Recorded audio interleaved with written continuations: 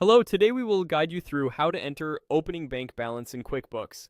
By the end, you'll have your starting bank balance recorded so your books match your bank from day one. Start by opening QuickBooks and signing into your company. It helps to have your bank statement handy so you know the exact opening balance and the date you want to start tracking.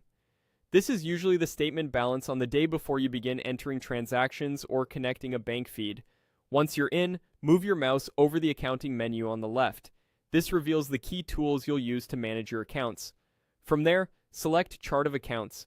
You'll see a list of all your accounts, including bank and credit card accounts. Find the specific bank account you're setting up.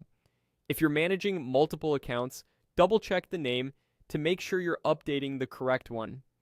Next, open the register for that bank account by choosing the option to view the register. The register is a running list of transactions for that account, similar to a checkbook ledger. This is where you'll place your opening balance so QuickBooks knows where your account stands at the start. In the register, enter the opening amount. Use the A's of date that matches your starting point, typically the date before you begin entering day-to-day activity. If your bank showed funds available, enter it as money coming in.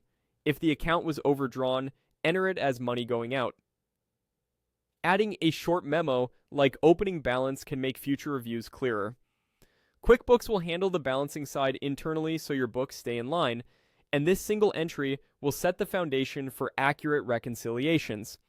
When everything looks correct, the account, date, and amount save your entry.